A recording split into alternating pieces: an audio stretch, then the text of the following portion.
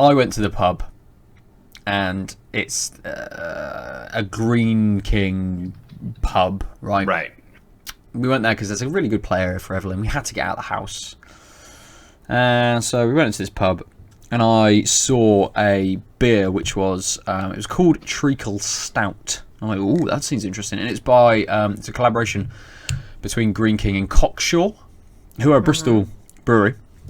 And I'm like, oh, yeah, I'm well in the mood for a stout. It's dark outside, it's miserable. I'm going to have a stout. And the bloke poured it for me, and I'm looking at it thinking, that is not a stout. There's absolutely no way it's a stout. It was, at best, it was brown, and I mean, and I tasted it. I'm like, this is not a stout. This is a bitter of some kind. And I said, look, it's not a stout, is it? He's like, oh no, it definitely is. I put the barrel on myself. I know it's exactly right. I'm sure you sure you haven't mixed this up with one of the other lines? Like, and I'm like, he's like, oh no, I'll go and check. And I'm like, nah, fuck this. I'm so tired. I've been stood here for fucking 15 minutes waiting to get served. So I'm like, nah, I'm done. So I just went back to my table. And then we went to order some food. So I went back to the bar, and the bloke whispered something to the girl that was serving me, and then scampered off very quickly because he clearly hadn't been back to take a look.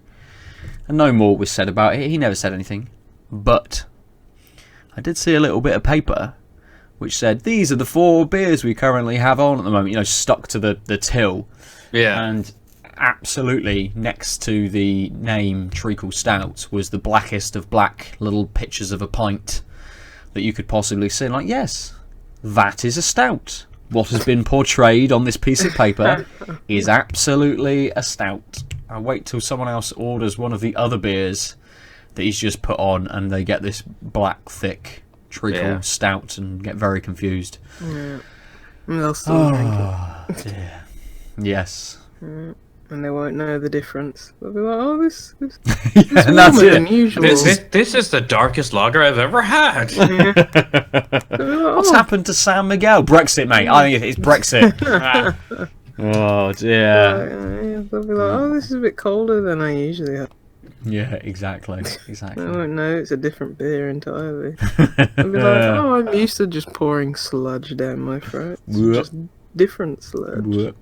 And with that, welcome to Tanked Up podcast, all about recording, right? video games and beers. All right. I'm Ben, and that's Lucy and Aadil. Yeah, I interrupted awkwardly, but you could just mute that channel at some point, I suppose. There is my game, and there's me, and there's no proximal notion. I'm definitely not near, let alone on my game, is what I'm saying. That's fair enough. I don't know when I'm gonna get to put this out, whether I'm gonna stick with the same release day to give myself a little bit of time. Depends on what we talk about, whether it's relevant to the world and society and the news cycle and all that sort of stuff. But this is the first night we're recording on a different night. We've shifted it a little bit earlier in the week. I'm still just as tired. I think I'm more tired. Yeah, me too. Go figure. Okay, fuck this. Yeah, no, it's a bad experiment. It's flawed. Yep. Yeah. Shortest episode ever. Welcome to Tanked Up. We all fucked off. At least by Thursday, we're in that. Oh, just one more day. But also, like, the weekend's coming. Yeah. This is like an excuse to like wake myself up, and now it's just like, fuck. How is it only Tuesday? So we'll see if this lasts. We'll see when the podcast actually goes out as well. Let's open some beers. Whinged up, tired up, cry-babied up. Oh no, unless anyone's talking about Nintendo. Don't know. I've got a beer, and it's from a brewery. I can't remember. I know one of you have had this brewery before on the podcast. I'm not sure which one of you, but I've never had a beer from them. It's Mad Squirrel, and it is. I think it's called Sumo, but with a $ for the S. And it is an American Pale Ale. It's only 4.7%, so it's a smaller beer. And it says, named after the 2 heavyweight hops that battle it out in this brew, Summit and Mosaic. Sumo, Dolorumo, no, just Sumo, I'm guessing, will wrestle your taste buds with a flavour combo of tropical fruit, dank herbs and weighty bitterness. Other beers may enter the ring, but Sumo will be the last brew standing. Sure. As I said, it's 4.7%. It's 43 IBUs. 440ml can. Where are Mad Squirrel from? Up north, in like Yorkshire. Hertfordshire. Close enough. Yeah. Hey, at least you got the country right. Yeah, That's true. Somewhere That's true. in the UK. I'm going to open this. Aadil, what are you drinking? Oh. I'm drinking a New England Pale Ale called Juicy 4 p.m. by 1 Mile End. Oh, nice. It is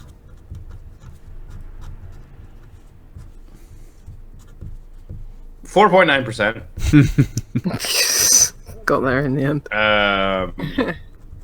Well, yeah, I just can't read. It is unfiltered, unpasteurized.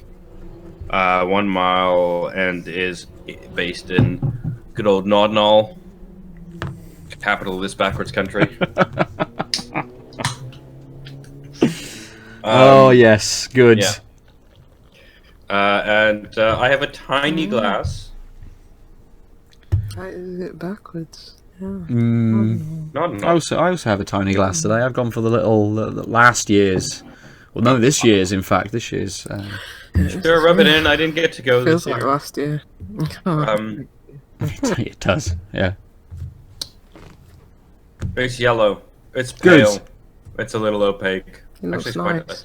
yeah. Nice. Lucy, what is on your menu tonight? Nothing. I haven't had craft beer in what seems like a millennium.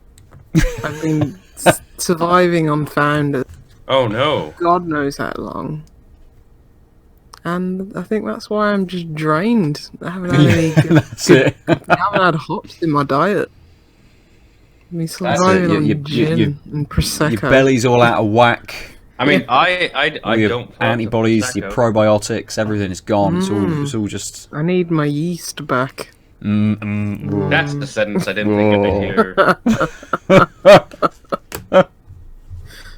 Need it. Yeah. I'm looking to go to my beer shop tomorrow after work because it's half term, less traffic. Won't take me 2 hours to get there, so I'm looking to do that. And finally, I haven't had a drink in like a week and a half. I haven't had a craft beer. A drink? Yeah. I had a craft beer a week and a half because I went somewhere and I was like, ran up to the bar and I was like, "Do you have any craft beer?" For the love of God. And they're like, "What? Didn't even look anywhere. Craft beer? Of course I got some craft beer." Yeah. I was like, "For the love of God, do you have any craft beer?" And the nice lady, she was she said, "How about this? I have this," and I was like, I was already I wouldn't say slightly impaired, but I'd had some drink before that, but it tasted good. I was like, yes, this will do. That'll do. What was it? What was it? I can't remember. I think it was fair enough. She just it was quite loud, so I couldn't hear what the names were. But it tasted good. I was like, she did good by me. And suggested something that was actually nice. Excellent. But I need like Dare just straight into my veins. Yeah, fair. To feel normal again. Yeah, makes sense. Makes sense. Just hook Good. it. Hook it to me. Hook it to me. We will. We'll send a emergency supply. Care package. Yeah. Get you back on track. So, the beers we have tonight, the Sumo from Mad Squirrel, doesn't give me a huge amount off the nose. There's barely anything. I don't know whether it's just the tiny little opening at the top of the glass. Could have thought it would have shot the smell up through, but not getting much on that at all. It's very, very pale, straw-coloured, a little sort of a little lemony, almost a little sort of yellow tint to it. It is hazy. It's not sort of a thick beer, but it's definitely got a bit of a haze to it, a little bit of carbonation. But on the flavour, it does have the things that it said on the back. So it's got those tropical fruits. It does have a little bit of dankness to it. But actually, the first thing I'm hit by is a bit of a sweetness. I don't know whether that's in there or, just an outcome of the combination of the hops, but or something that they've tried to put at the front just to kind of balance out everything else, perhaps. But it's kind of I think it's a little bit of the sweetness of the fruit, so it's a little bit orangey, getting a little bit of citrus. I can't really put my finger on the tropical fruits that it is. It does lean into a bit more of a dank sort of finish. Not much bitterness on there, but it kind of, I don't know, it's edging on that quite light, almost like fruit kind of squash level of beer. Just with that little bit of dankness and a little bit of bitterness coming in sort of more towards the end. So, I don't know, maybe as I get through it, it might impress me some more, might grow on me a little bit as I become a bit more accustomed to it. But so far, it's just a little bit kind of... Yeah. It's doing the beer thing. But maybe it's absolutely... It is a beer, absolutely. It's just a very, very light beer. That's true. That's very true. How's your beer, Aadil? Is it doing the beer thing? It is. So I'd say it's a little more straw, a little less of the deep yellow than yours, but also quite opaque. The head is just sat there like a full finger ahead. It's been like 2 minutes. Nothing's changing. Nose is a little citrus, almost too. It's almost like lemon cleaner, like just that initial whiff, not the strong like the initial whiff of a lemon cleaner, not the the body nose of it. The body nose, good lord. I like the face nose. Yeah. It's super refreshing. It's got I think because of that slightly higher carbonation than I'm used to, that, and again, it's a nice strong light citrus hit. It's just zippy. That's how I would say it. That's zippy beer. And then when there's a bit of other fruits going on, but not a lot. I'd say it's mostly this this light citrus paired with a medium maltiness. Yeah. That sort of, when the zip disappears, you get this lovely, the malt's there. And then it fades off, and you're left with, again, like a light lemony, like, again, not super tart lemon, but like, almost like, kind of like a lemon cough drop, but back 7 steps. Yeah. So just a light version of that. Just, again, it's not super lemony, but it has that, I want to say artificial citrus notion, but like I just mean in the sense of the type of citrus taste, not the artificiality. Yes. Yeah. I get that. Yeah.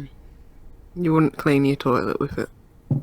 No, I would drink it instead. But yeah, and so I actually like it's a light biscuity maltiness, but like again, the whole thing is light, really easy to drink, and because of the that lightness and that like not super tart citrusy note and that zip, it's like I'm reaching for it real quick. It's just really satisfying, and in a way that I haven't had a beer in a while that was just, to be honest, it's like reminds me of spring. Nice. Like it's like it's very far away. Yeah. It's a nice cognitive dissonance with wearing slippers and socks. Oh, we've got the dark season to get through yet, so you kind of want to get all the spring/summer where you can, really, don't you? Yeah. It's but just also this is like very cold. Peak. Oh, mate, it's been so cold, cold in here today. As soon as the clocks went back, the temperature just dropped froze. like 5 degrees. Well, Yeah, it's froze. like it's just like everything's just gonna go to hell now. I just need to make myself feel better vicariously by looking at. Oh yes, it's -3 in Calgary, and it's gonna snow all week. Yep, cool. Happy again. God, what is it here? Like 10? No, it was like 8. in single it's like digits 8 degrees. Is it? So this morning it was 5 when I woke up and left the house. Okay. Or at least that's what the machine in my pocket said. It was So the cold forecast this did, morning. temperature in Bristol was 5 in the morning. 5 and 7 in the morning. Yeah, I got it. Let's move away. I mean, the plus side is I can just open my window and put beers outside on the sill. Yeah. And I won't have to go downstairs to get more beers. But I did That's fair. last I can just January. get water out the tap and it's cold. Don't have to put ice in it, so that's nice. Yeah, The one good thing about winter. Nothing else. That's it. Yeah, I agree. So, let's talk about something that's good all year round, hopefully. Games. Unless people have beer to talk about. I don't know. Aadil, let's start with you this week. If you do have something to talk about. This is going on YouTube, so I thought I Ooh. would do an unboxing. This is Okay. a podcast first. Oh my god, what game have you got? Oh, it's not. It's sort of an unboxing, an unwrapping, an unenveloping, an Luigi's unparceling. Mansion 3. I wish, although hilariously, that's Yeah. it is by peer pressure of the internet and curiosity. Oh, I didn't know that was out on a disc, but that makes sense. Yeah, I figured I Yeah. could resell it, so I bought a physical copy. Nice. How much was it? Like, Is it a full 40 priced? Oh, yeah, so it's 48, yeah. is it full priced or is it mid price? Full price, right? Yeah, 40 quid is still sort of full price, really, isn't it? I thought that was like, I don't know. I haven't bought a physical game in It was a like number 48. of years. Was it? Oh, so Ooh. Right, yeah. okay. Yeah, I mean, I'd say anywhere from 40 to 50 is full price these days. You know, I Yeah. mean, you Is kind it of. not out on PC Game Pass? Oh, so it is, but I don't have a computer that can run Oh, anything. yes. Oh, And so I thought, you know what? I'll buy a physical copy, hmm and then I will resell it. Because what I've heard about this game, oh fuck! For those listening, we're being assholes. It's the Outer Worlds, The Outer Worlds. Which One one? of Which those one? games. They're both different. They Yeah. both come out this year. The Outer Outer Worlds, and they're like the same game with different genres. Mm. The Outer Worlds, I've heard really good things, Yeah. and I've heard it was a tighter, not super broad story. So I thought, oh, I can finish it, and it doesn't sound like there's a lot of value in like wandering about afterwards because it's not quite as expensive as like the Fallout games were. Okay. So I was like, oh, I might be able to turn around on this game while it's useful to sell it used. So I will gamble on that. Having said that, to answer your question, Ben, I haven't really played a game this week. The intention is there, though. Yeah. You've purchased a game. Yeah. Oh, Which is I did start a physical game. The Legend of Zelda: A Link's Awakening on the Yeah. Swatch, Nintendo's. Yep. and I got a few minutes in, and then I put it down, and then the next time I picked up my Switch, it was like, we have an update, and I didn't realize that it doesn't have autosave, it just has save whenever, and I lost all the progress I had done, which Damn. luckily was only like 20 minutes or something, but I was just like, Yeah. well, this is just real annoying because I have to do the only thing I've done in this game again. Yes. Yeah, Which was I like, think it's I went annoying. straight to the shop. I got the Yoshi doll. I got like, I like, It's that weird physics claw. yeah, I know, it's So bad. It's terrible. yeah. It's But I like, I got the piece of the heart from there. I got the thing, did that quest bit, and I was like, cool. And now it's like, oh, I don't want to fucking deal with that crate again. I fucking dealt with it enough. I don't need to deal with it again. I need to deal with it again. Yeah. One more go at least. He's calling you. Oh wow! Oh yeah. So, that's just a generic amiibo in Breath of the Wild, which people were complaining about apparently. Oh, what? That the Link's Awakening amiibo didn't unlock anything in Breath of the Wild. It's like the game came Who out uses after the other amiibo? game. Who uses Amiibo for that purpose? Not I mean- any sane human being I know. You don't get all your Link and Zelda amiibos and touch them against Breath of the Wild to see what kind of costume or weapon you Get get. your I special haven't fish opened Breath recipe, of don't the you? Wild since 2017. Is that when it came out? Yeah. Yeah, and I locked it in my Oh, that was nice. Box, mental box, and threw it in the ocean. Because if I think about that game more, I just remember how frustrated I was by some parts of it. So I just keep it in that nice place, I was saying, part of my brain. So at the time, you were pretty effusive despite those things. Is it that you're worried that you remember, like you liked the game? Like, yeah, I mean in like a positive way, or Yeah. Well, effusive usually means positive. it usually has a positive connotation. I really like the exploration in that game. Yeah. It's one of the only games where I've wanted to explore the world, and that's it. I mean, have you played Assassin's Creed 1? No, actually. I've played 2 onwards. That's probably right. Yeah, that's fair enough. Assassin's Creed 1 was not great.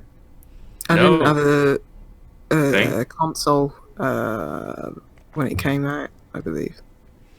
Yeah, so I started with 2. Because I really wanted an Xbox because of Assassin's Creed, but started on the second one. Anyway, 2 is a great game. Yeah, 2 is very good. I mean, it's no... better one. Oh, I can't even remember what those middle shitty ones were. Revelations? I like Revelations. Yeah, what was the one between Revelations and 3? Brotherhood. That's the one I was trying to think of. No, I really like the Ezio trilogy. Really? Yeah, I like 2, Brotherhood and Revelations. Black Flag? 3 was awful, and then I just stopped playing it. I haven't even played Black Flag because 3 was just god awful, and I like dipped in now and then. I was like, oh, this is still the Same thing. You know, it still feels like a game that was made in like 2007 because Ubisoft can't make good playing games. Nope. Period.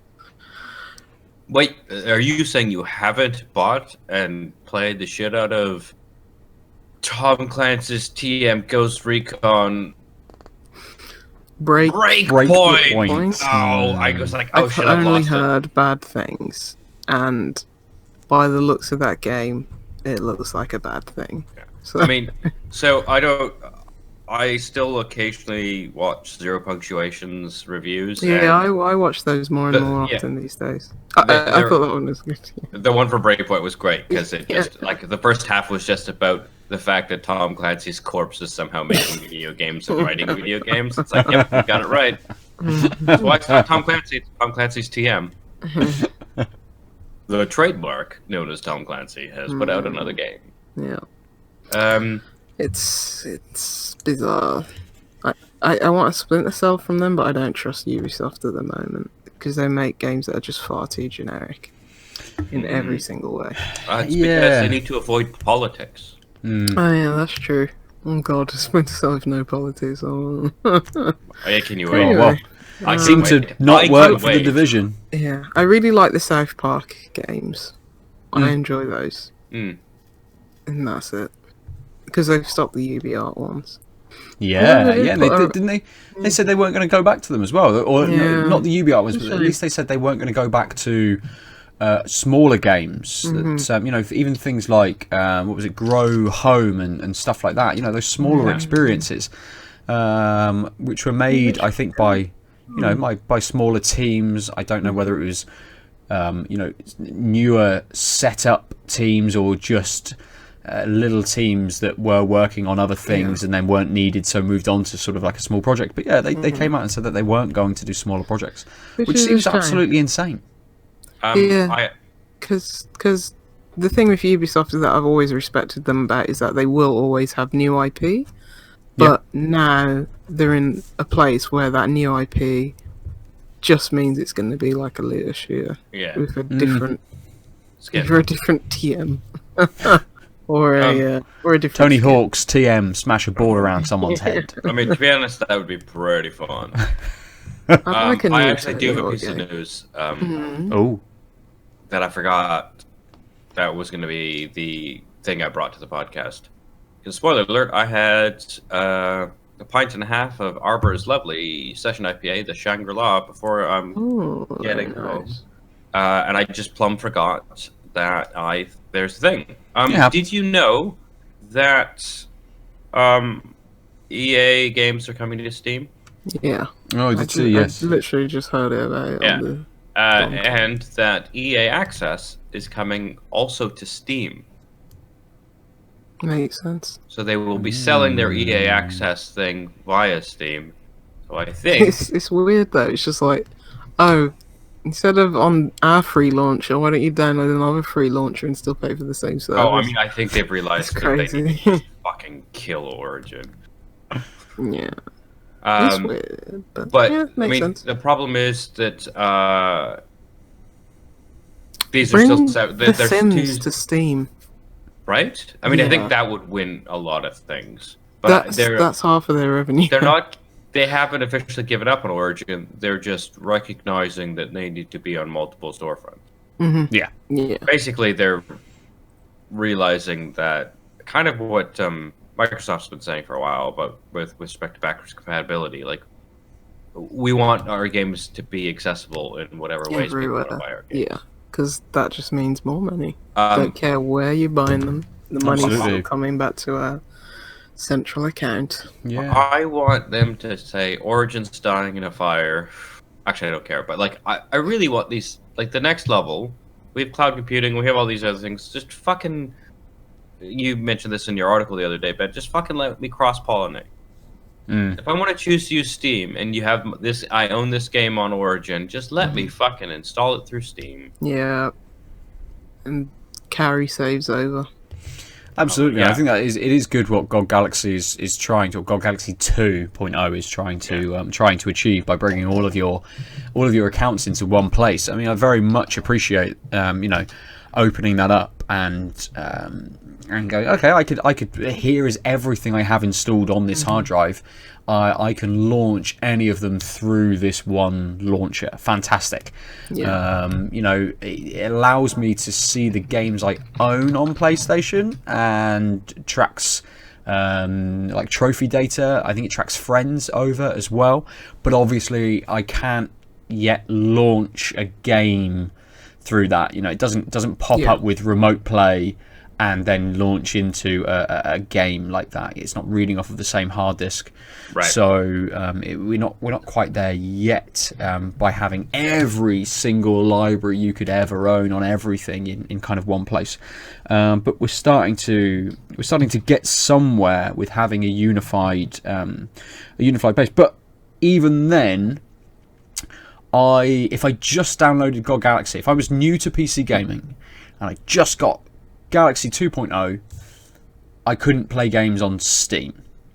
I'd still have to get Steam or Epic or Origin or Uplay and sign up to them and buy the games through those services and then go back to Galaxy to launch them from. It's essentially just a data. It's just like a big list of all of your games which you can launch them from. You still need everything else to purchase through to see sales. Yeah. So sales is the big one. So I'd yeah, love just to have absolutely. one wish list and it just tells me, God, yeah. oh, this is cheaper on Oh, Steam. that or would be so PlayStation, good. or Xbox, That's yeah. exactly what I want. Yes. Yeah. Because then I'm having to compare. It's like, oh, could I get that on Steam for cheaper than it is on Switch? It's like, of course, because Switch tax. And it's like, oh, let me get this here and then. Yeah. It'll all happen in the seamless future where we all log into a hive mind and then be like going into Tron and just picking from. Yeah, it'd be nice. Virtual. Blink 3 times and you're just suddenly there, like. Yeah. And when there's something in your eye, you're like, no, stop taking me to my home screen. Stop, I just got something in my eye. It's coming. And adverts get sold to your brain directly. Directed adverts as well. Yeah. You've been looking at women's lingerie. Like in Futurama, yeah. Yeah. Like, put it in their dreams and stuff like that. I like how Ben has just surreptitiously revealed what his target ads are about. Butt plugs, lingerie, thing, just loads of stuff. Yeah. Well, I don't know how I don't have know the how same Wish thing, works, which but is I've been targeted with like lingerie ads recently, a handful of times on Facebook. It's like, I haven't had a long-term partner in a while. I haven't bought lingerie for someone in a while. Why are you targeting me this way? Like, what? it's that time of year. It's getting towards Christmas. Buy the one you love something because you treat love yourself, it. You know. Yeah, exactly. On Yeah, the treat weekend. yourself. Yeah. You know what negligee sounds like? Negligent. Okay. Also, is that what you call a man in a negligee? A negligent? Negligent? Perhaps. I don't know. I've never tried any on to know what I would want myself to be called. I suppose. You haven't been. Your targeted ads say otherwise. Have you seen me? Have you seen what I'm now? Yes, that's probably a good place for us to. What's wrong with you? That's a good place for us to move on to another topic, isn't it? I was just going to ask what your favorite string on the guitar was, but I already know the answer. Hey. Oh dear. Oh dear, very oh dear, very oh dear. Can I just talk a little bit about a game? Because I was going to talk about it a little while ago, and then I was going to lend it to Aadil, and I didn't. I forgot. And I think the time has probably passed otherwise for me to not talk about it. Yeah, the genies. Genies, all the genies. Yes, concrete genies, although they're not really genies made out of concrete. They're genies made out of paint, and the concrete is the canvas as such, I suppose. But Concrete Genie is a PlayStation exclusive from Pixel Opus, who previously made Entwined, which was a game I was a little bit not that fussed about. Played a little bit of it, wasn't sort of taken with it at all. Was okay. But Concrete Genie is such a big step up from that game. Entwined must be 2015, 2016 perhaps. So Around 2015. What was Entwined like again?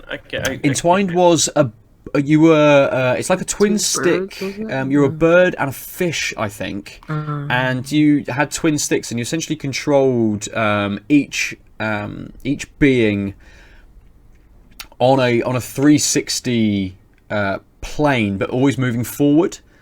So it's like one of the special Sonic stages, you know, like the half pipe stage where you're always moving forward. But these two were on like a 360 plane, so you could basically move them around that sort of that circle and collect different light energy things. And I think they were color coded, so you had to try and get them to these. You know, the fish had to pick up the orange ones, or the bird had to pick up the blue ones, or something. It was around about that. Whereas Concrete Genie is it's a third-person sort of action game where you're going around and you have a magic paintbrush and you paint certain scenes onto the walls in the city. And I thought it might be a little bit sort of limiting that, you know, with a smaller team on the timescale that they've kind of had, that it's, you know, that maybe it wouldn't sort of live up to kind of like how it had been built. But actually they've done really well with the game itself. It is a bit of a smaller experience, it's not that long, but what they're able to do in that time is really good. The painting, so you enter a new mode and he gets his paintbrush out and you can select between lots of different templates. So if you want to paint a tree, you click the tree, and then you kind of move it's motion controlled actually. So you move your pad to follow up with where you want that tree, or if you want to put stars across, you kind of hold it down and spray some stars across the sky, or you might put a sun and then pull your pad in a direction. It will just sort of enlarge the sun as you're pulling the pad, and it uses motion controls really well. And the way that it kind of layers these the way it layers the different elements that you can paint makes it kind of quite sort of intuitive and makes things look really nice, and you can get some really beautiful pictures out of it essentially. And I think the way that it kind of is pulled back slightly is, you know, there is a limited amount of things that you can paint. So you've got, I think, 4 sets of 16 items perhaps. So it's themed, so you kind of have this foresty sort of theme. You've got like an undergroundy, like mushroom sort of theme. You've got a snow theme. And then there's one which is a bit more kind of drab and rainy, thunder and lightning, stuff like that you can throw in. But it also allows you to paint genies, and these are little beings which you can kind of customize, so you can put little horns on them or tails and things like this. And these genies allow you to progress through the world. Basically, you have to create a genie. It will go somewhere, like a little fire genie. It will go somewhere and it will burn some canvas off of something. You can then climb on that to progress through, the rest of the spaces. It's not massively limiting. You're not using these genies kind of all the time. It's pretty. It uses them quite sparsely, and I think it's paced quite well in the way that it kind of uses them, and then introducing more genies and things. So there's one that's lightning, so it can use a junction box to open up a gate or something like that.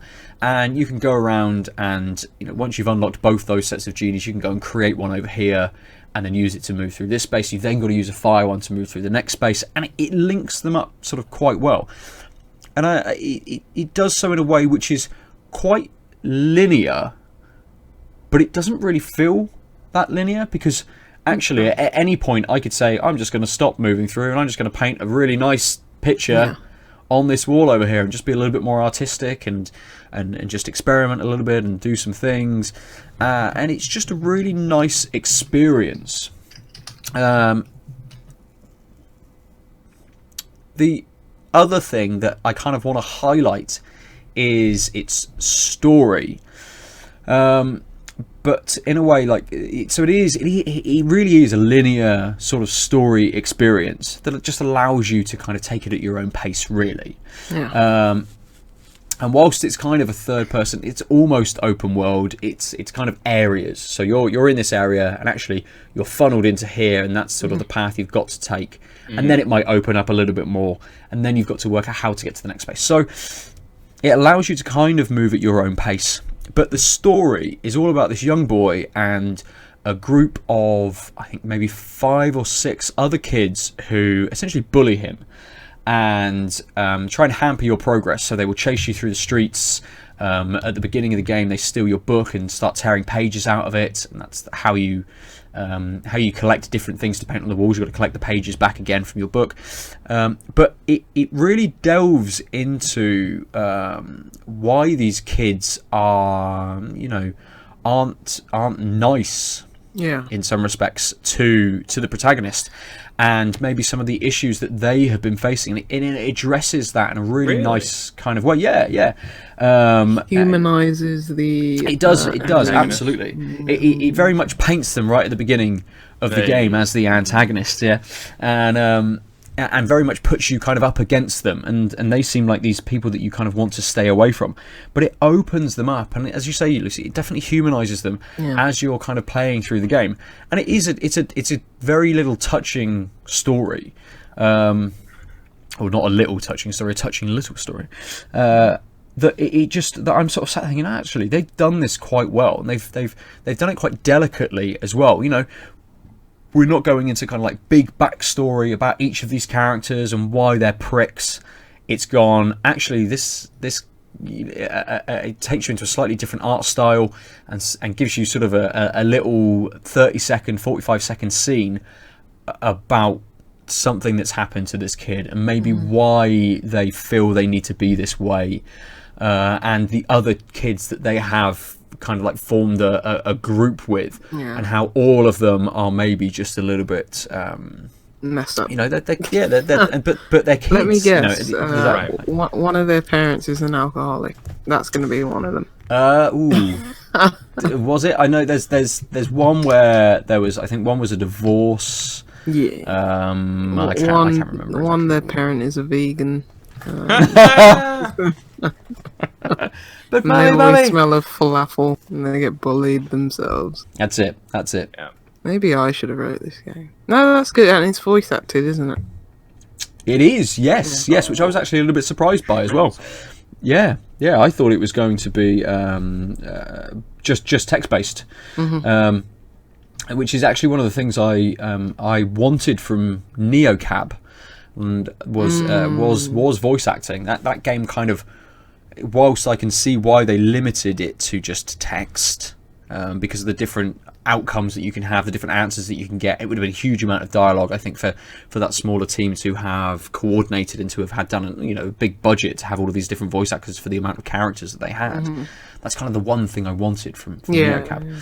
Where did you play NeoCab again? Was it on PlayStation? On PC. Oh, on PC. Okay. So it's kind of to have an overall presentation for Concrete Genie in the way that it did was really good. It just lifted that game up very much.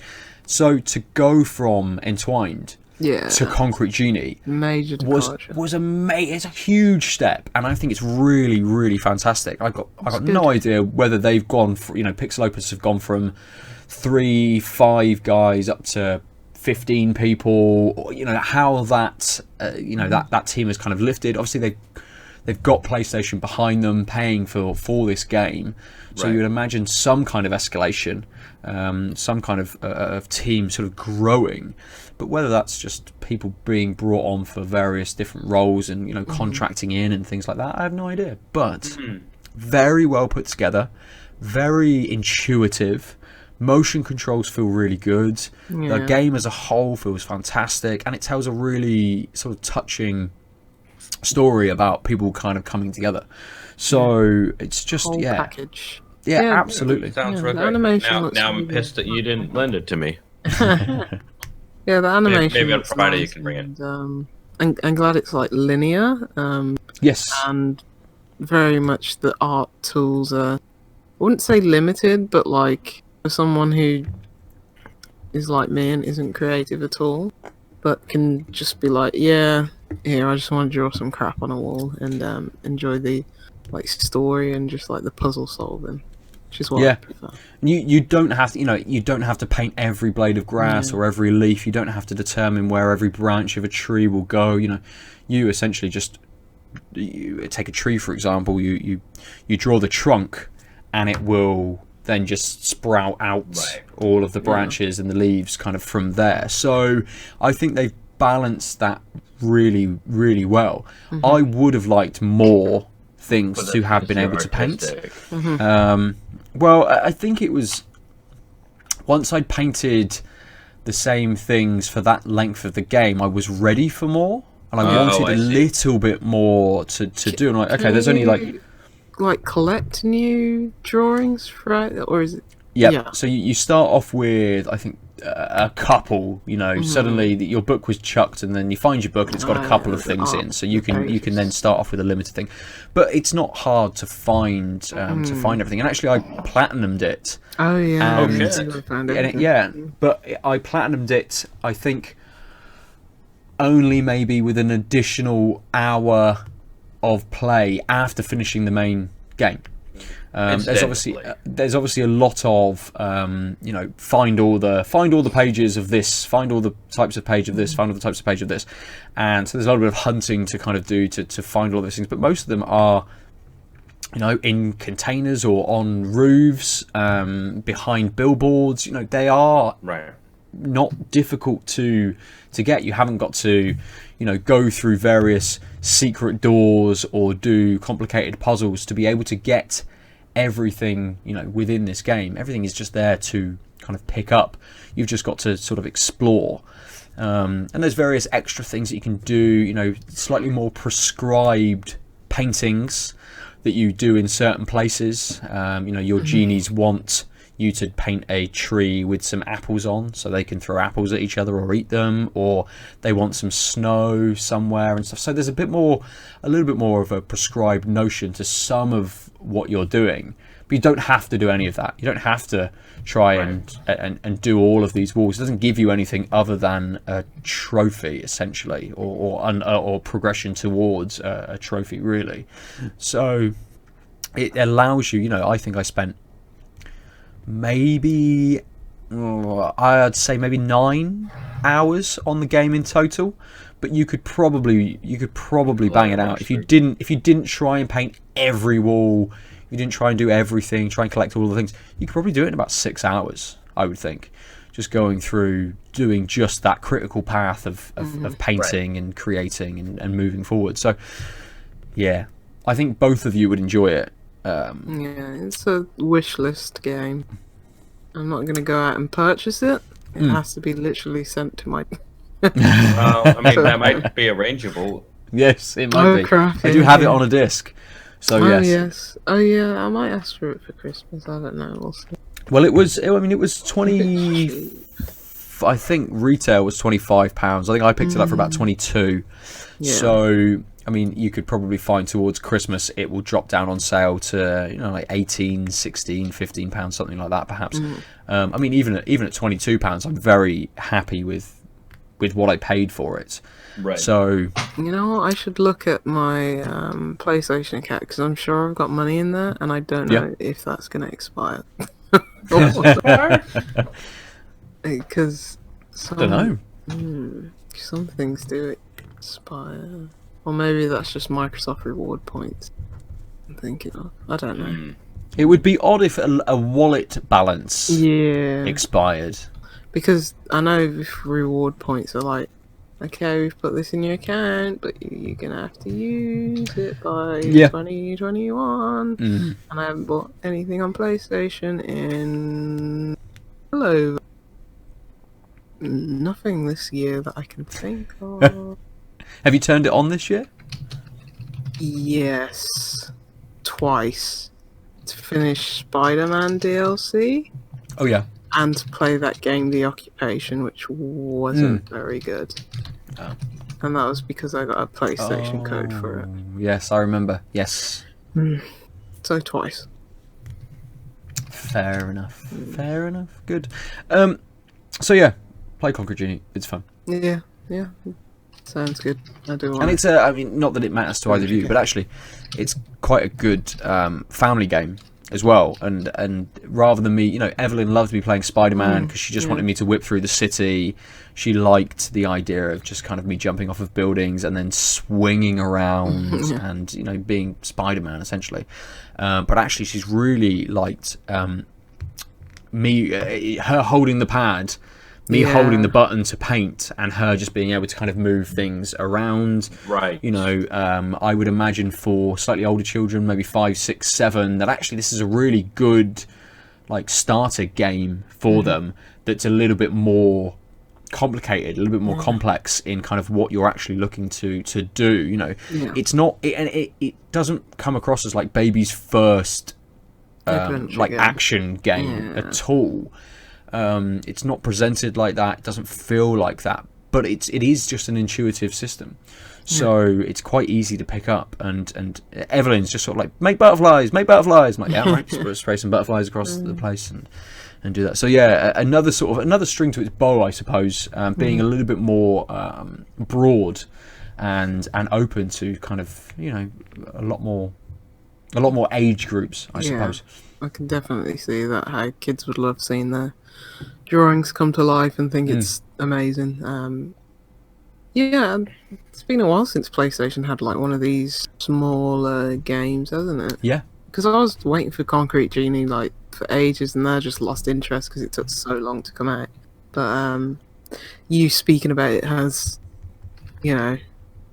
re-upped my interest. But good. Yeah, because I remember like some of the PlayStation 3 stuff, which was like, oh, this is a smaller title, PlayStation exclusive, because exclusives were exclusives back then, even if they were not Sony published, or not Sony published, but Sony funded and stuff like that. Like there was, remember Puppeteer?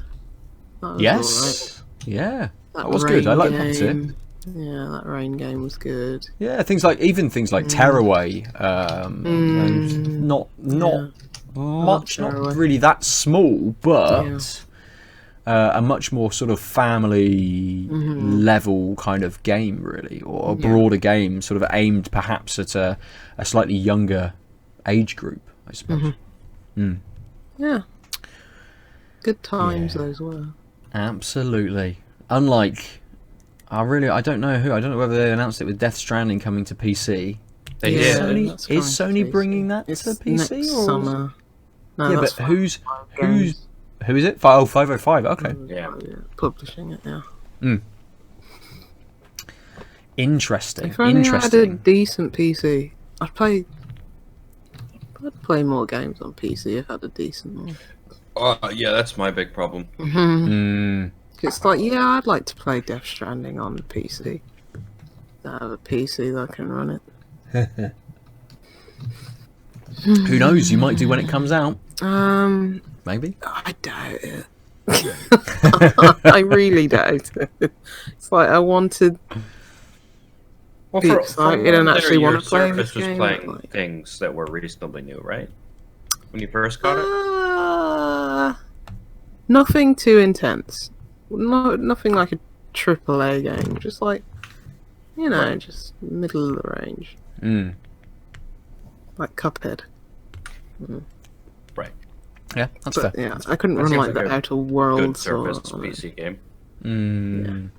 Yeah, I know I've mentioned it to you, Lucy. I'm kind of with Outer Worlds and Outer Wilds being on. I know. Being on Game Pass and obviously Gears 5 and things coming to the PC sort of side of things, I've been thinking, okay, is my PC okay like currently to run those sorts of things? How are these things actually running? Does Game Pass use any kind of cloud computing at the moment? Am I just downloading it straight to my machine? I've kind of still got I think so. like stuff What's like your primary graphics card? Apparently Gears 5 is very, very well optimized for like any PC. Oh, really? According to Digital Foundry, yeah, it just runs really well on any PC that you have. Nice. The graphics card I have, I think, is a Radeon, but I can't remember which one. It's like a equivalent to, I think, like a 900 series GTX. Gotcha. Yeah. I think. So then you'll definitely be able to run Gears and these things. You just right, like from the 900 to now, am I running on ultra or high or very high? Ultra is going to be past anything a console does by far. So, like, don't worry about it. I mean, this is one of the things I love about PC gaming is you tweak these settings. Like, I am not a person who needs constant 60 FPS. Just don't think I'm frames per second. Just think I can last with 30. I grew up playing at 30. Oh, as I thought you meant benchmark. like that's fine. Yeah. I thought you meant like if it's all over the place and dipping and No, I mean constant 60. consistent. As in it never goes below. Like I think my threshold is pretty much 30. I don't want it to drop below 30. Yeah, but I'm happy to do go you above do you that. prefer like all over the place? Like like I'd want it just locked 30. Yeah. Oh, I don't mind it going a bit more than 30 so long as it doesn't go below 30. Would you like have it like, oh, it's gonna hit 40s and then 50s and then maybe go up to 60, or you just saying like variable frame rate or locked frame rate? Because I'd just prefer locked 30 over anything. Yeah, I mean, I think I'd be happy with locked 30. I think I'm actually probably more indifferent than you on 30 plus versus 30. Have you played like Link's Awakening? That's all over the place. I can't play. Yeah. When it's games where it's like, oh, it's right, dipping. But it's dipping a lot below 30. That's my point. It's different when it's dipping. It's. Yeah, but I wouldn't want it going from like 30 now it's 45 now it's 60. That's just awful. Like I'd rather be like just lock it at 30. I think I don't really notice. Really? 30 plus. You don't notice when it's chopping and changing when, oh, now it's 60, now it's 40, now it's 45. I mean, if it's sufficiently high, no. But yeah, I mean, I think the 30 to 60 range is detectable. I noticed, like, when frame rate is just tanking. Even if it's still above 30, but it's still, like, variable. It's like, no, I can't stand variable. To be honest, I think it's because, like, I mean, I think why 30 is like a reasonable place isn't because it's not noticeable. It's because I can watch movies and TV at 30 frames per second, and that seems perfectly fine. I understand all the things that are going on. I don't play Super Twitch. I'm okay with the way that looks and feels. But yeah, so I'm happy to fix a game at 30 especially on an underpowered device, and just walk away. Yeah, same. And I'd not rather worry that about than the fact that it might be able to do twice that much most of the time. Yeah, I don't like that. Yeah. Like, just lock it. Yeah. It's like, I don't like that. I'd agree. So, let's move on to our last segment of this week. Lucy, what would you like to chat about? I don't know. I played Super Metroid. Still fun. Just to get back into the groove of playing games. Yeah. Just wanted some comfort food. You know? I think because I was debating after I played Hollow Knight. Was it 2 years ago? Yeah, it must be. Jesus Christ. Anyway, how I was wondering if that was the best Metroidvania ever made. Hollow Knight. That is. I still don't know if it's the best. I'll let I'll let the scholars decide that. But Yeah. I think Hollow Knight is my favourite. After going back to Super Metroid, I think Hollow Knight's my favourite Metroidvania. Yeah. At this point. So yeah, that was fun. I love the Switch Online thing. You can just rewind. You know, you got save states and stuff like that. I forgot about that. Just so I think I've played Yoshi's Island and Super Metroid so far, so that's cool. I will go to Link to the Past eventually and finish that game. I definitely want to play Link to the Past. I forgot it was on there. That's more of a time sink than the. Well, my total play time from Super Metroid was like 5 hours, but I obviously like rewound and reload save. So maybe about 7 in total. What else? I played on Game Pass Creature in the Well, that pinball action game. Like pinball hack and slashy kind of game, seen from like not quite isometric, but slightly top down, slightly tilted. Pinball hack and slash. What was it called again? Yeah, Creature in the Well. I think it's from what's their name? Flight Studio, something like that. I don't know. Yeah, really? Yeah, this is total news to me. Really? It was shown off. Oh wow, this is a weird looking game. Switch. Yeah, I think it was like part of like a few directs or something like that. But anyway, it came to Game Pass day one. It's okay. It's basically you're going through like these kind of dungeons, and in order to progress, you need to unlock these doors by cashing in a certain amount of energy. And the way to get energy is you're basically, hacking and slashing. It's only using like 2 buttons, like X and Y, with your 2 like different types of swords to, rebound these energy balls off these what would you call them? What would you call them on like a pinball table? Flippers? Like these nodes. Like these. Okay. Oh, like the not the things that you hit. They go ding, ding, ding, ding, yeah, ding, ding, those ding. things. What would you call those? I don't know. I actually have no idea. Yeah. Things. The knockers. Point. Yes. Point gaining obstacles. I prefer knockers. So you're rebounding all these energy off. This sounds really bad. Off these It does, yeah. And you're accumulating energy for every like point you get. It's not very like Twitch based. You are just like endlessly, hacking and slashing. There's not much finesse to it. It's not like what's the other pinball game that was pretty good? Yoku's Island Express, which requires some skill. Not all the skill you'd need to play pinball, but some skill. This is much more frantic, and you can, cheese most things. And you're basically descending through this, putting back the power on this like facility. This it's in like a cave, and there's this constant presence of this beast, this monster who doesn't want you to turn back on the machine. And you go through like these dungeons. It's got like a little map, and progress room to room, and at the very end you face the creature. So it's like a boss level at the end of each different dungeon. I think there's about 8 in total. You turn back on the power, you defeat the beast, and everything's all happy again, as far as what I can understand. It's a really novel and unique concept. Interesting way of, turning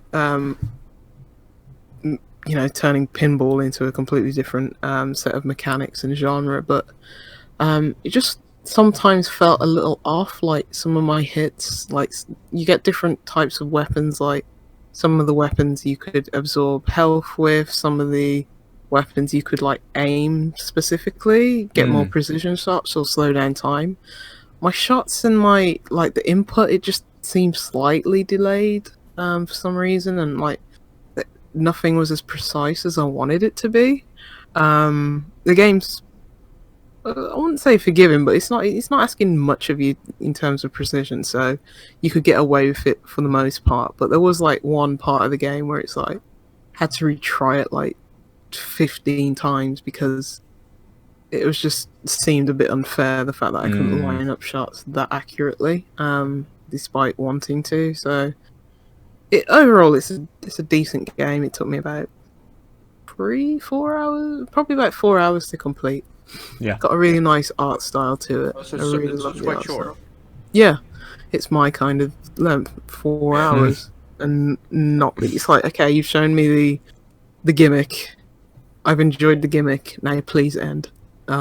Whereas most games are like, oh, but how about we show you some more of this for 10 other hours? And it's like, no, I'm good. I've got everything I needed. Thank you. So yeah, I enjoyed it. Definitely a Game Pass game. right. Not to be reductive, but it is one of those where it's like, yes, I'm glad I could save this on, Yeah, you wouldn't have looked at it otherwise. I would have, and I probably would have bought it because it has a really nice art style. It's got, a really unique mechanic. But when the reviews started to come out, it would have been like, oh, I might hold off on this one, wait for a sale or something like that. Yeah. But yeah, I'd say definitely check it out if you got Game Pass. It is fun. So Just hacking and such. in the off and on style that we have, the review roundup on this, because it's out on Steam. Nothing funny, sadly. It just seems like so.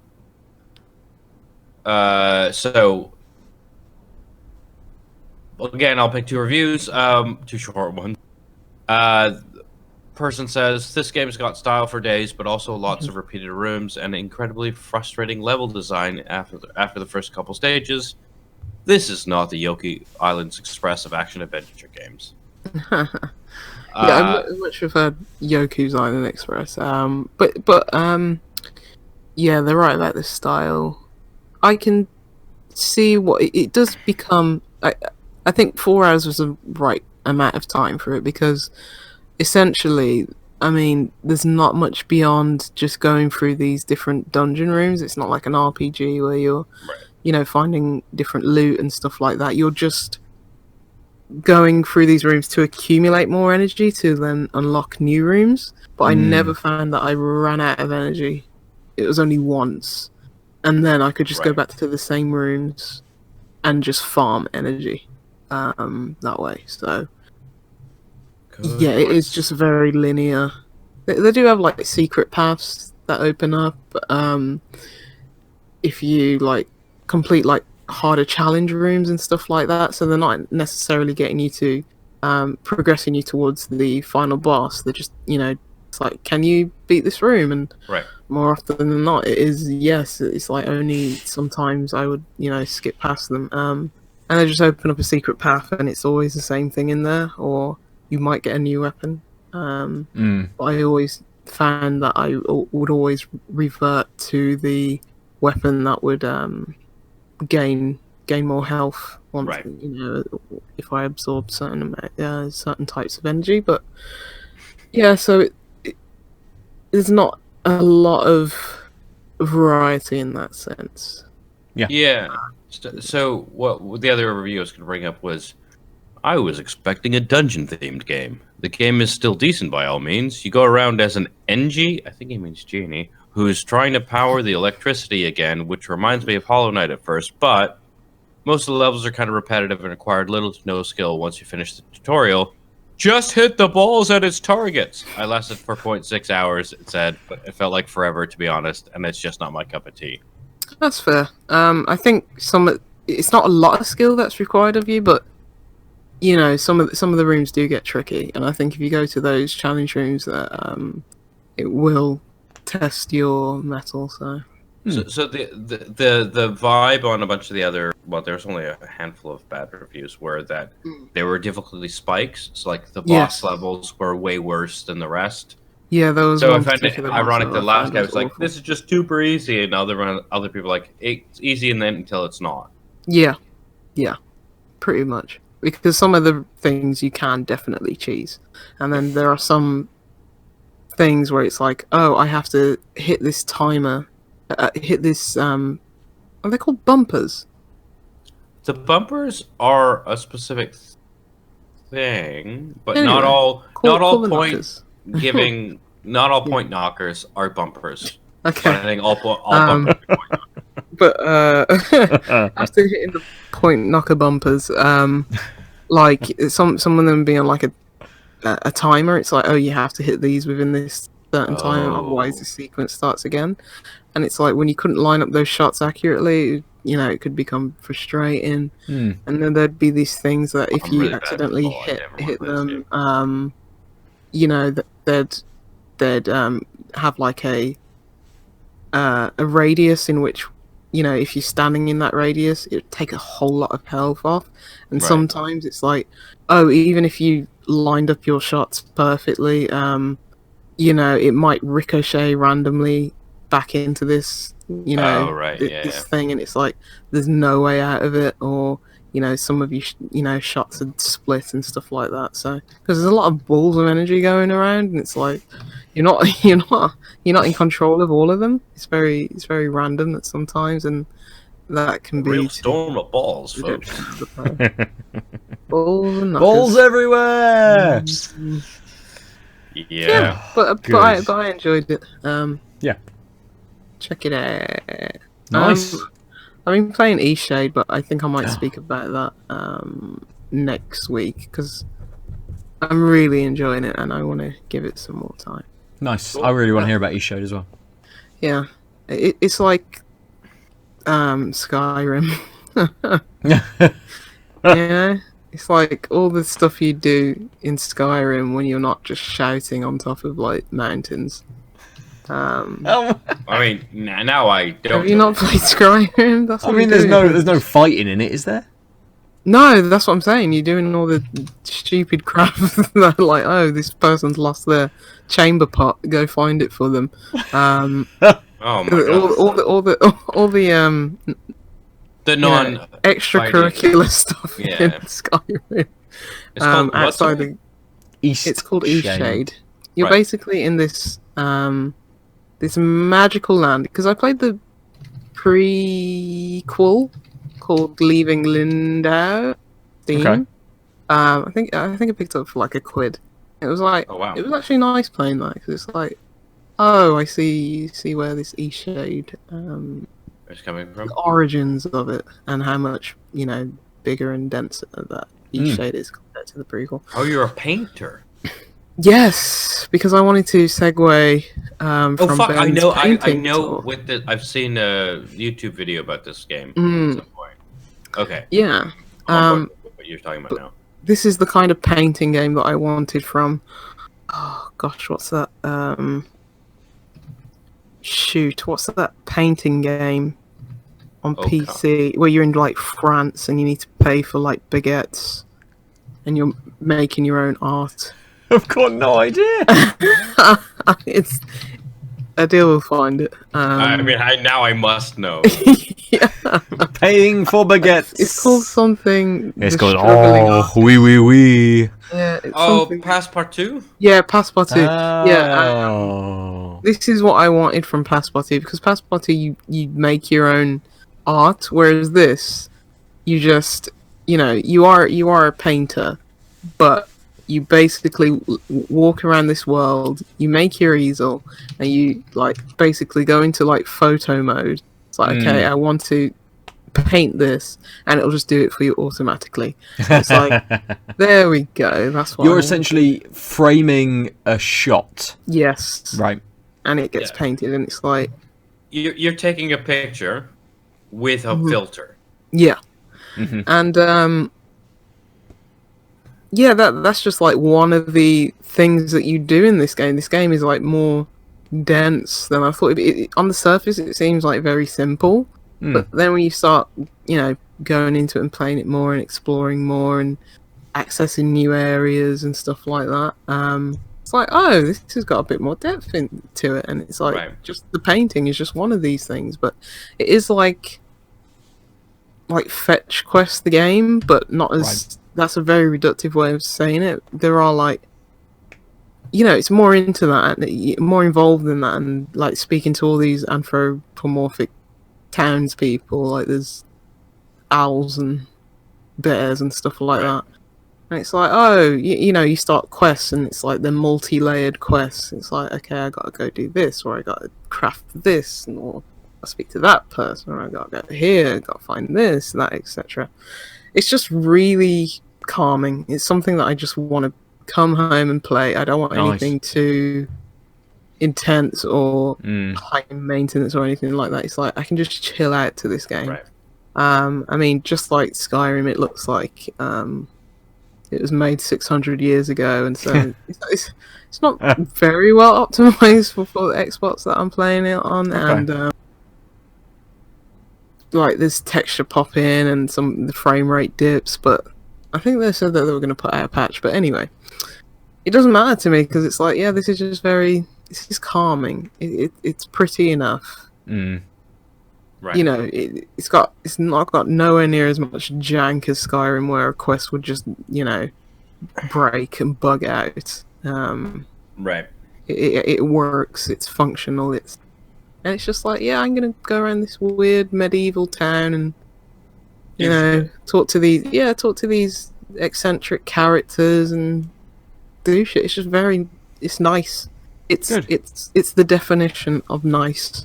Nice. Well, and you might have a bit more to say about it next week, I'll definitely talk about it in more depth. But I just love playing it. It's like, oh, I've got this quest line I'm thinking about. Oh, I need to do that. I need to do that quest line. It's just fun. Nice, good. It's not like anything else, so I'll try and do a better job at explaining it next week. That's fair. But it is like you said I don't want to talk about it, and then we're like, "What the fuck are you talking about?" Talk about it. Talk about it. Yeah, absolutely. Well, as I say, it's Skyrim when you're not dragon shouting or whatever it's called at the top of the mountain. I never made it very far in Skyrim. I actually like Skyrim. Was adding ENBs and mods to make it look prettier, and wandering about, and then spawning shit with the console, and then not playing the game. I had Thomas the Tank engines everywhere. Yes, I had a hot and heavy spell with Skyrim on 360, and it was good fun. It's not my kind of game at all. It's an RPG, and it's high fantasy. And I don't like either of those. I really like. Lucy's favorite RPG is the rocket propeller grenade in Doom. And it's a first-person open world. None of the things I like, and yet Skyrim's just special. Yeah. I put it on easy. Make a game. To me, for me, it was the opposite. Like, it seems like it should be like right up my alley. From the first moment, I was like, nah, I'm not gripped. Yeah. I don't know. That's how I felt. That's exactly how I felt about it. After enjoying Oblivion, not finishing it, but playing it a reasonable amount. So you don't know about shouting on top of the mountain at I do, because I'm part of the zeitgeist. I know that's what happens, and I've seen people do weird. So I've seen a lot of videos of Skyrim because it's people fucking around at certain points, and it's like, cool. But also, I don't want to play 40 hours to find out the optimal place to fuck around. I'll just play a game where you can fuck around right away. I finished that game. I finished Skyrim. Ooh, Yeah. ooh.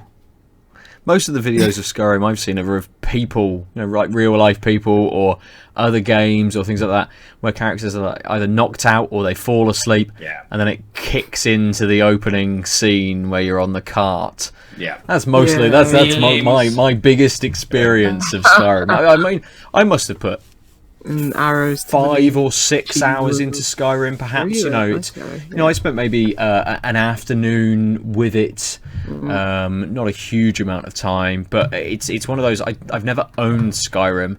I played it on my brother's 360, I think. They've never given it away for free because people are still buying that game. It was the buy game. I mean, to be fair though, I owned it on PC, and when they came out with their like remastered edition, one of the best things they did was if you owned it on Steam, you just had the remaster. Yeah, they're just like yours.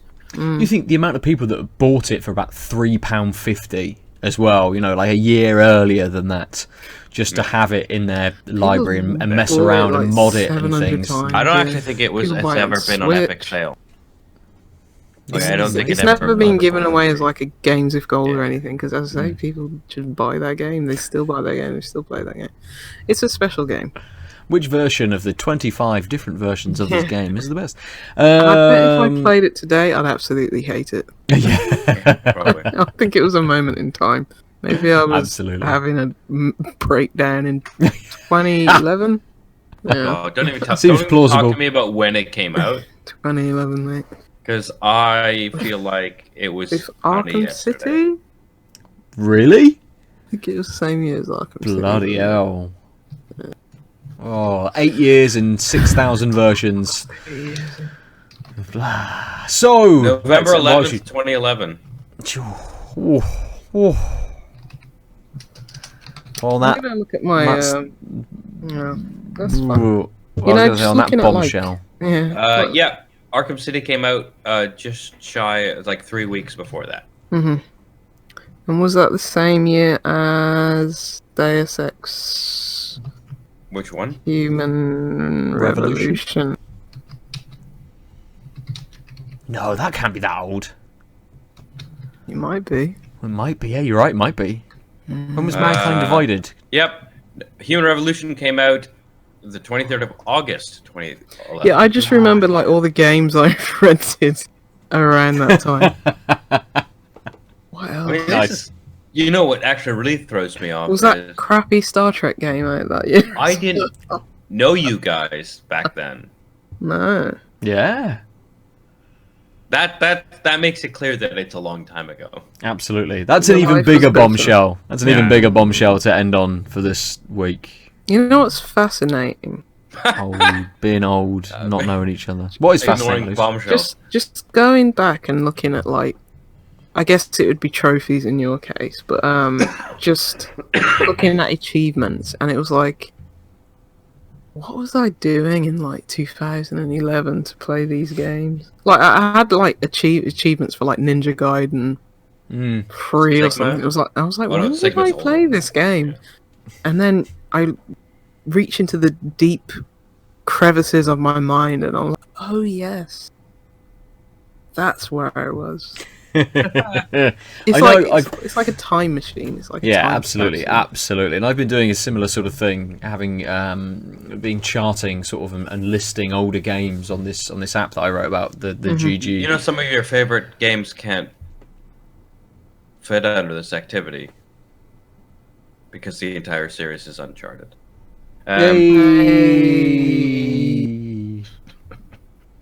So sorry, you were saying a thing, and I just conflate that. Beers that we have drunk this week. We can't pick our favourite beers, can we? Because we've only had one each. Was it your favourite of the beer you've had this evening? Yeah, I liked it. It was, again, it's the Juicy 4 p.m. 1 Mile End New England Pale Ale. I liked it because it was really refreshing. Really kind of straightforward. It was it was like a light citrus. I'm not sure I would call it a New England Pale Ale just on the taste, but like it did its things well. I like that it still does have some malty character that came through. But this is a beer I will buy this. You would get this at 4 p.m.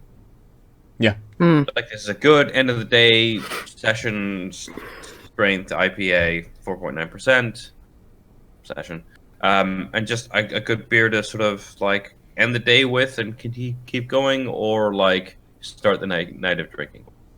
Nice. Yeah. A good one to open up on, perhaps. I think similarly about the Sumo.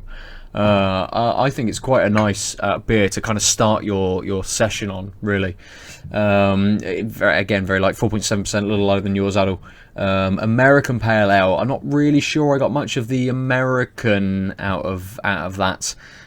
It was very light, a little bit citrusy, very orangey, few tropical kind of notes in there, a bit of bitterness, but very easy to drink. Not much more to say about it than that, really. Not a huge sort of standout beer. There's nothing really special going on. Just very well balanced, very well made, solid, good beer to start your evening on. So yeah, not really ones to pick this week. Just the beers that we drank. So if you want to get hold of us and talk to us about beers you've been drinking or the games you've been playing, you can get us at Tanked Up Cast. Almost everywhere on Twitter, on Instagram. You can go to the Out of Lives Facebook page to chat to us there. Comment on the podcast posts if you wish, or go to outoflives.net to check out lots of other stuff going on over there, including articles, the Glorious Movie Show, and This Next Act, which has been going up frequently. Yeah, it's almost like their producer has gotten off his ass and starting actually producing the podcast on a weekly basis, which is good. A live stand-up night, open new material, new comic night in Bristol that we turn into a podcast here at Out of Lives. And it's good. It's funny. If you want to talk to me, I'm at Nova_47 almost everywhere. Aadil, you are at the Omniarch almost everywhere. Good. Lucy, you are Juicy Loose 9 everywhere. You can add me on Xbox and see that I'm not a fake gamer girl, because I finished Skyrim on the 26th of November 2011 at 5:23. Jesus. So very quickly. When did it come out? Was it like did you say the 21st of November or something? Yeah, or like, maybe earlier than that. Maybe the 14th or 15th or something. It came out on the 11th of November. I thought that's. Oh yeah, the 11th. Yeah. Well, good lord! So 2 weeks. Cranked through that game. Cranked it out in 2 weeks. I did. Yeah, I put it on easy and just. Yeah. I'm not a gamer girl, but you played it on easy. Fuck that. I started it on the 21st. So yeah, Wait, I had what? a few hot and heavy days with Skyrim. Fuck me. Jesus. But also, I think the whole point of that game was it kept going and the people paid it for hundreds of hours. Yeah, I had to return it. Because I only right. I only read it for a week, so I was like, I got to return it. So I actually think this is the problem with having a giant library. I was unemployed. Let's just leave it at that. So I had I had literally 24 hours in every single one of those 5 days to play Skyrim. Yeah, that's fair. That's absolutely fair. So we are all of those people. Get us at all of those things. Go to all of those other bits and chat to us. Review us on your podcatcher of choice. Oh yeah, that one too. For this week we have been tagged up. Bye bye. Shouting at dragons. Ciao. Oh, I can't remember the dragon shack. Oh yeah. Fardo la mi so. I think it was a deer. Oh, you fucking beat me to it. I was gonna be like, oh dear.